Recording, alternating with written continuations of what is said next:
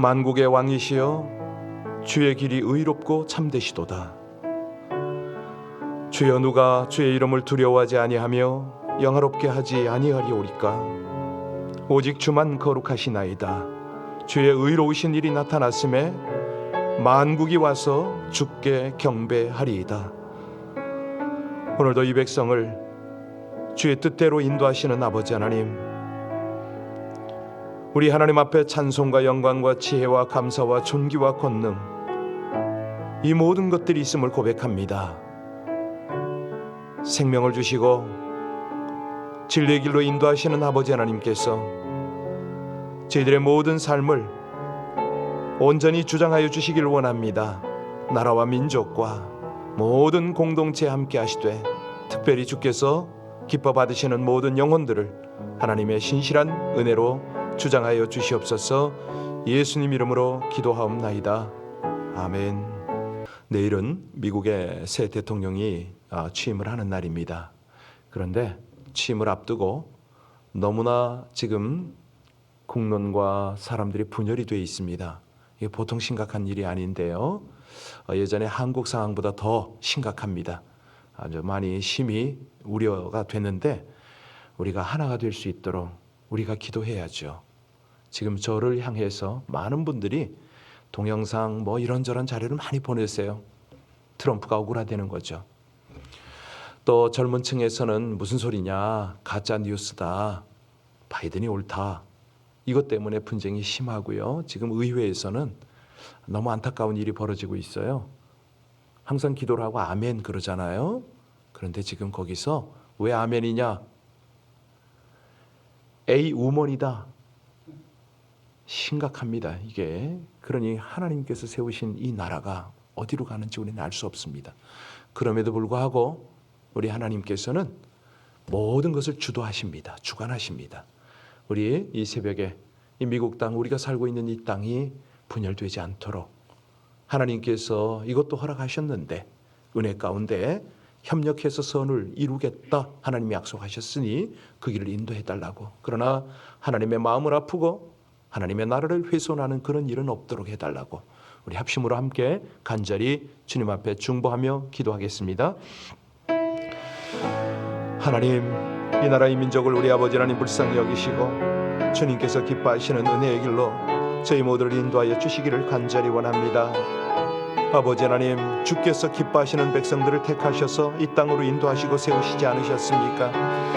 어찌하든지 이 미국 땅이 하나가 되어서 하나님 안에서 주의 나라 위하여 아버지 하나님의 복음 위하여 쓰임받는 귀한 나라 되게 하여 주옵소서. 내일이면 이제 새 대통령이 취임을 할 터인데 나라가 나눠지지 않도록 하나가 되게 하여 주시기를 간절히 원합니다. 정치와 경제와 모든 부분이 혼란스럽지 않도록 우리 아버지 하나님이여 심령들을 주장하여 주시고 먼저는 기도하는 백성들을 통해서 이 땅을 견고히 세워 주시옵소서. 아버지 하나님, 참으로 주의 뜻대로 가는 위정자들이 되길 원합니다. 아버지 하나님, 모든 구석구석 곳곳에 하나님의 통치가 이루어지게 하여 주옵소서.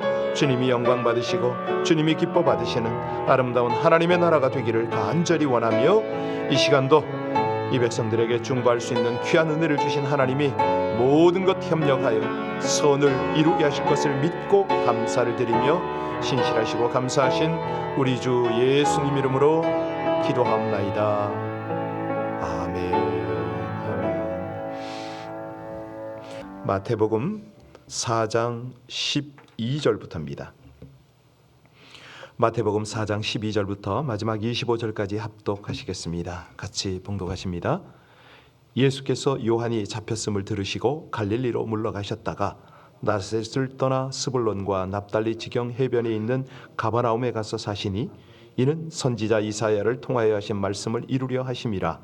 이르시되 스불론 땅과 납달리 땅과 요단강 저편 해변길과 이방의 갈릴리여, 흑암에 앉은 백성이 큰 빛을 보았고 사망의 땅과 그늘에 앉은 자들에게 빛이 비쳤도다 하였느니라.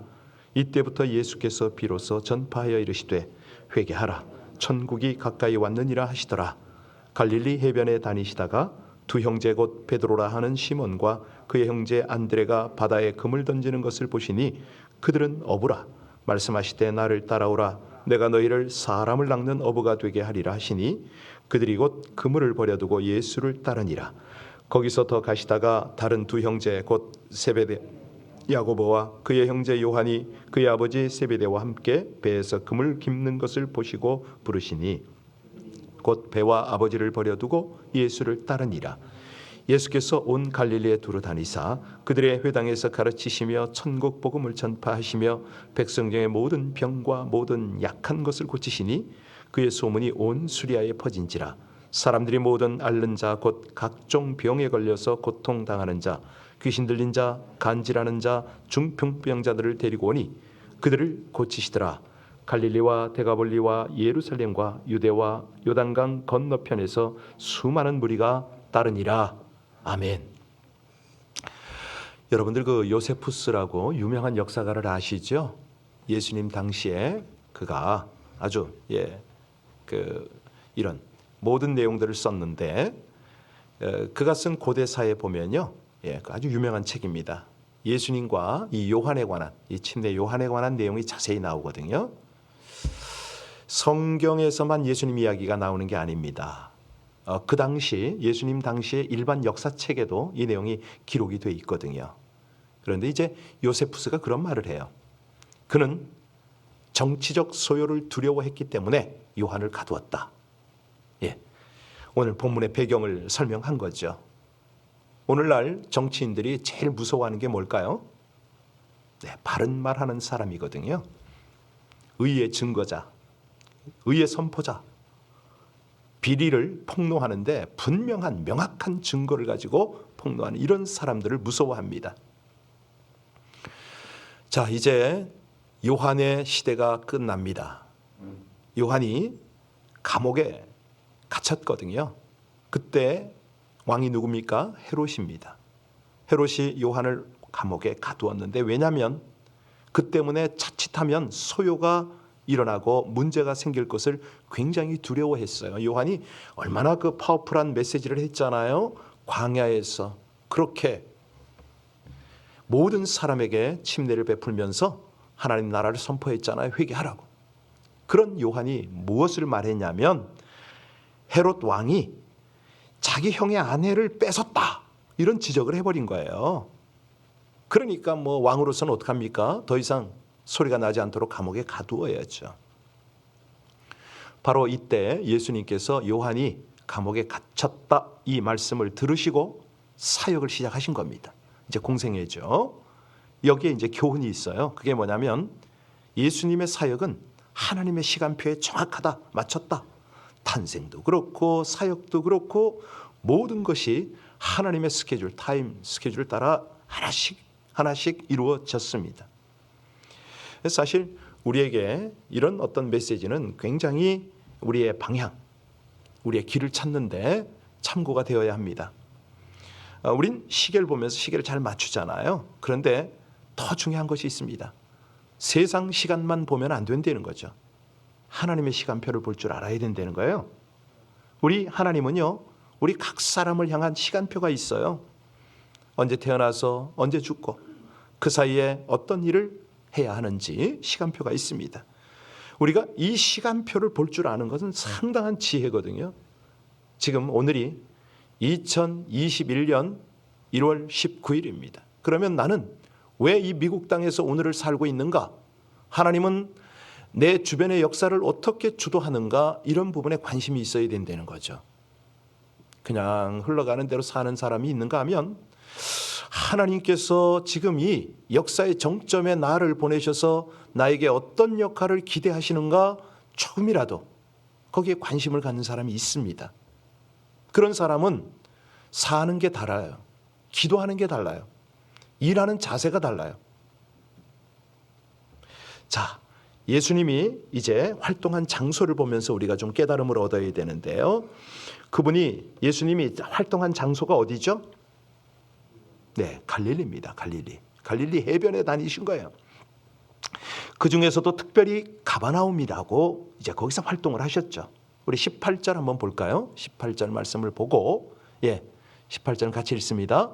갈릴리 해변에 다니시다가 두 형제 곧 베드로라는 시몬과 그의 형제 안드레가 바다에 그물 던지는 것을 보시니 그들은 어부를 찾으러 가신 거 아니에요, 그죠? 13절로도 한번 가보세요. 13절에 보면은 자 구체적인 지명이 거기 나옵니다. 13절입니다. 나사렛을 떠나 스불론과 납달리 지경 해변에 있는 가버나움에 가서 사셨다. 그동안에 나사렛에서 계속 거주하시다가 가버나움으로 가셨어요. 이 가버나움, 갈릴리 지역 가운데서도 예수님이 가장 많이 활동했던 지역입니다.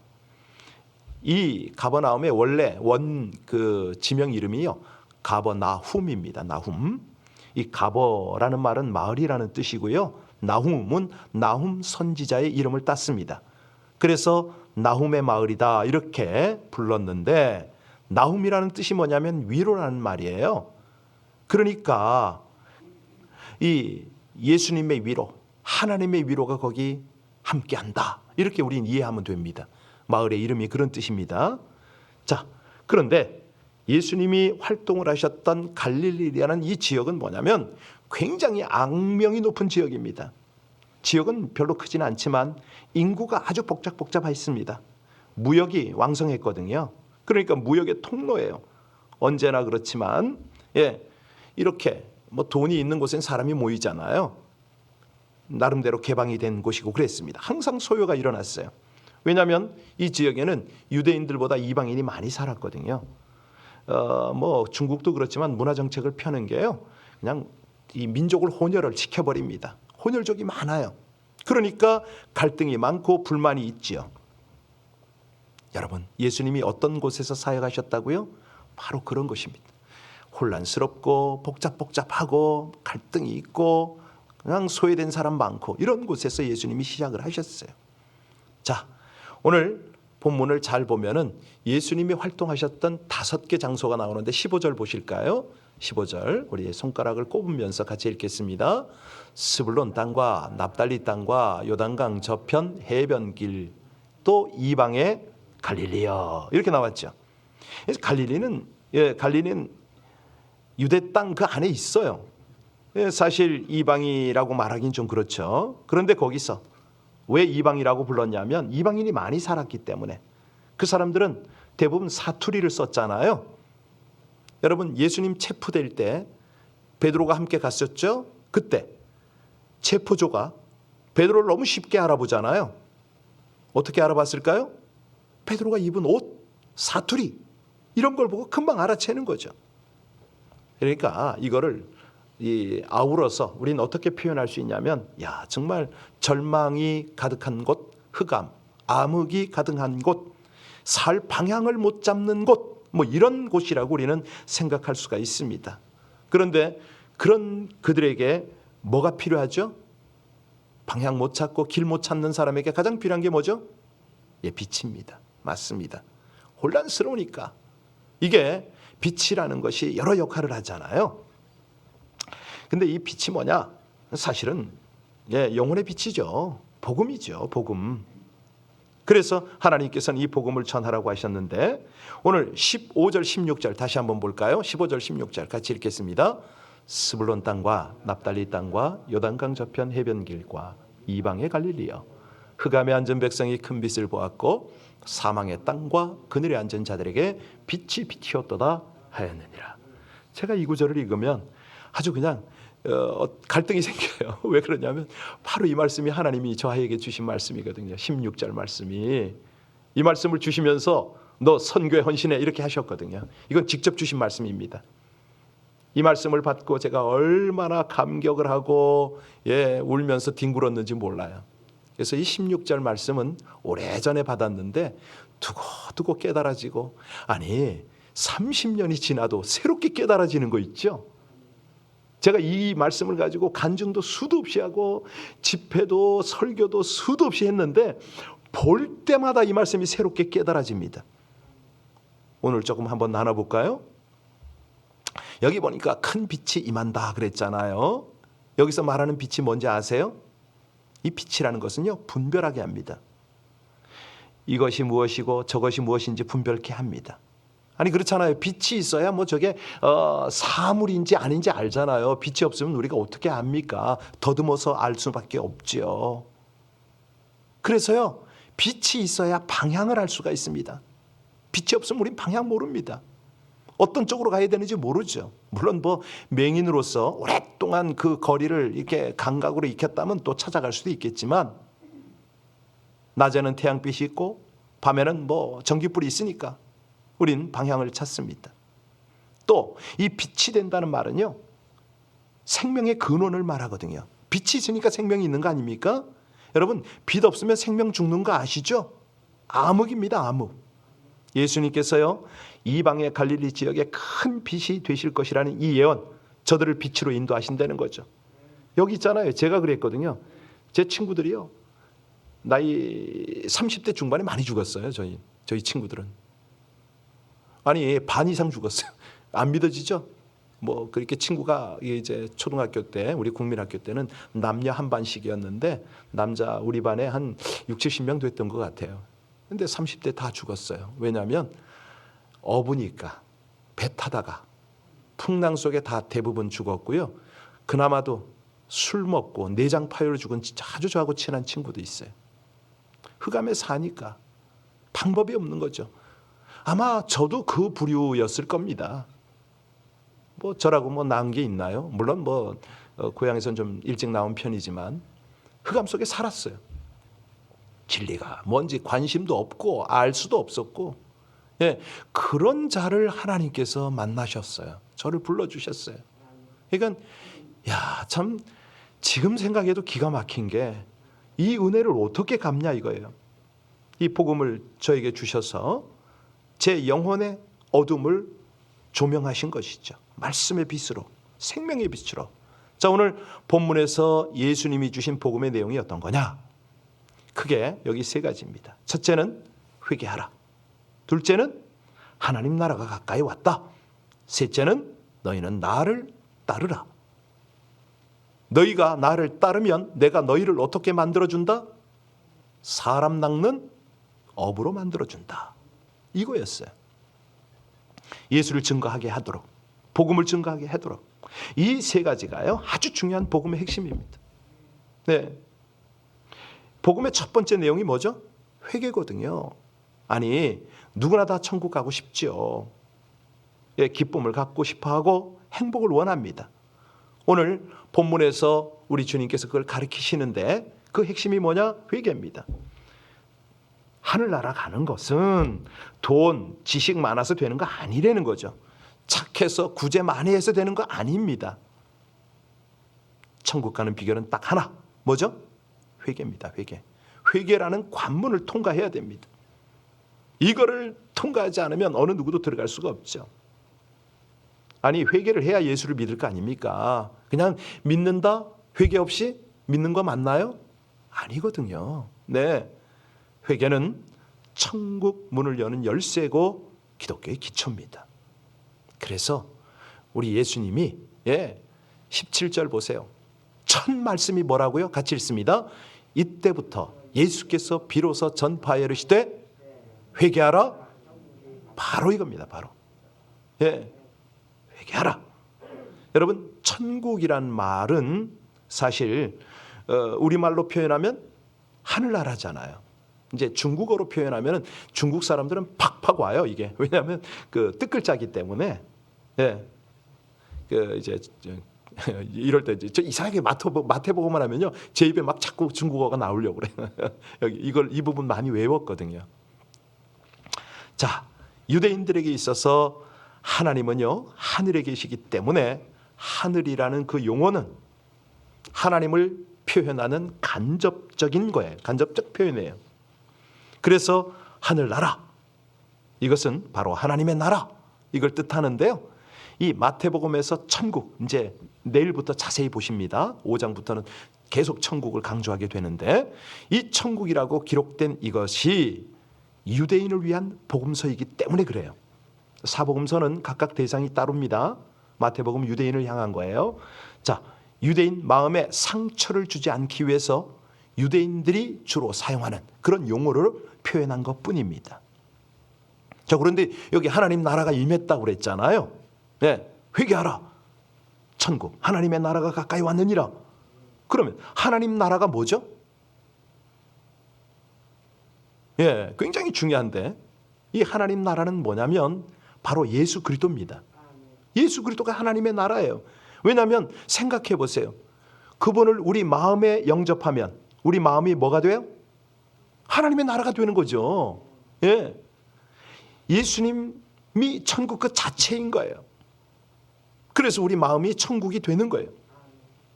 마음이 가난한 자는 복이 있나니 어떤 복이 임해요? 그렇죠. 천국이 저희 것이며 그 천국이 어떻게 되냐고요. 예수님을 영접하니까 되는 거죠. 예수님을 분명히 영접하면, 회개하고 영접하면 천국이 임하는 줄로 믿으시기 바랍니다. 불안, 공포, 염려, 근심, 걱정 다 사라집니다. 혼란스러운 게 다 떠나는 거예요. 주님 마음 모시면은 딱 질서가 잡혀요. 여러분, 태초에 하나님이 천지를 창조할 때 우주가 어땠죠? 혼돈 그 자체였잖아요. 거기에 하나님께서 빛을 딱 만드시면서 질서를 잡으시잖아요. 예, 그렇습니다. 자, 둘째로 하나님의 나라. 하나님의 나라는 뭐냐면요, 오늘 시간이 없으니까 핵심만 말씀드릴게요. 하나님의 통치입니다. 하나님의 왕권, 그게 하나님의 나라예요. 다시 말씀드립니다. 이 세상에는요, 국민이 있어야 되고요, 땅이 있어야 되고, 주권이 있어야 돼요. 이게 국가의 형성 요소예요. 우리 어린 시절에 다 배우셨죠? 그런데 이 세 모든 것이 다 누구 거예요? 하나님 거예요. 그러면 어떤 나라는 왜 하나님의 나라가 아니냐? 마귀가 통치를 하니까 마귀의 나라인 거죠. 그래서 하나님의 통치가 일어나는 곳을 우리는 하나님의 나라다. 여기 지금 17절이 그 말씀이에요. 회개 좀 해. 마귀한테 다스림 받았잖아. 회개하고 하나님 다스림 받아. 이 말씀이거든요. 하나님의 통치가 일어나는 것. 또 있어요. 하나님의 나라는 완전한 구원을 하나님의 나라라고 그래요. 요한은 이제 영생이란 말을 많이 사용했죠. 바울은 이제 구원이라는 단어를 많이 사용했고요. 예, 그 같은 의미예요. 구원, 하나님의 나라죠. 그리고요, 하나님의 나라는 교회가 하나님의 나라입니다. 교회. 예, 왜? 교회 공동체는 하나님을 왕으로 받아들였잖아요. 하나님의 통치를 받잖아요. 그래서 교회는 하나님의 나라예요. 그리고 무엇보다 가장 확실한 거는요, 마지막 하나님의 나라. 제일 확실한 게 어디죠? 긴장하지 마시고 새하늘과 새 땅입니다. 처음에 제가 평신도 선교사로 중국서 사역을 하니까 이제 신학을 마치신 분들이 저한테 이런 걸 물어보시더라고. 하나님의 나라가 어떤 나라냐고. 그래서 제가 그때는 한 서너 가지밖에 대답을 못했어요. 지금은 이제 확실하게 이게 이런 것들이요, 추상적인 게 아닙니다. 더 이상 우리 마음에 있는 하나님의 나라인 거예요. 그래서 마지막 때 예수님이 재림하시면은 새 하늘과 새 땅이 쫙 펼쳐지잖아요. 그때는 누구나 볼 수 있도록, 누구나 알 수 있도록 그렇게 임하는 거예요. 그래서 예수님이 그 말씀을 하시는 거예요. 예수님이 갈릴리에 오셔서 어떻게 빛이 되셨는가? 그분이 그러면 구체적으로 어떤 일을 하시는가? 오늘 마무리하겠습니다. 23절 보겠습니다. 23절 같이 봉독합니다. 예수께서 온 갈릴리에 두루 다니사 그들의 회당에서 가르치시며 천국 복음을 전파하시며 백성 중에 모든 병과 약한 것들을 고치셨다. 요 세 가지 잊지 마세요. 예수님이 하신 일이 뭐라고요? 가르치고 전파하고 고치셨다. 요거 세 가지만 딱 아시면 됩니다. 예. 성경 공부하는 시간 같네.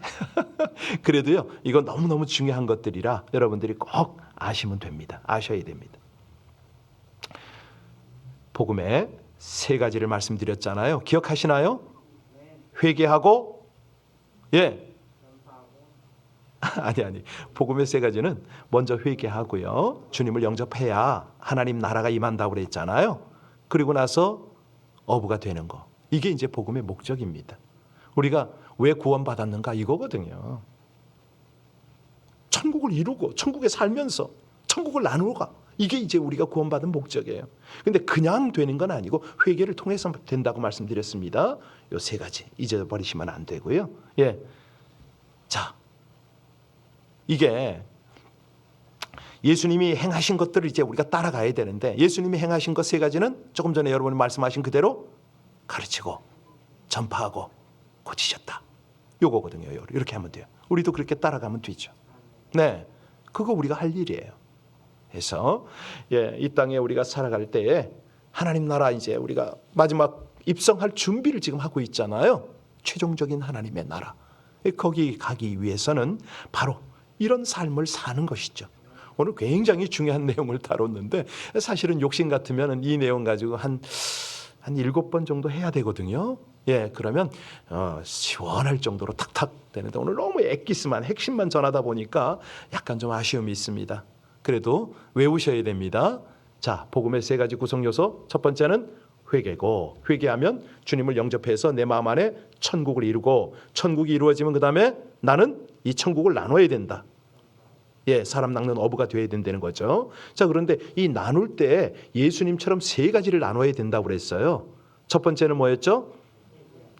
예, 가르쳐라. 말씀을 가르치고, 두 번째는 천국 복음을 전파하고, 세 번째는 약한 것들을 고친다. 기도하시겠습니다. 어둠과 혼란의 인생, 소망도 능력도 없는 인생들을 찾아오셔서 생명과 진리의 빛을 조명하여 주심을 찬양하고 감사드립니다.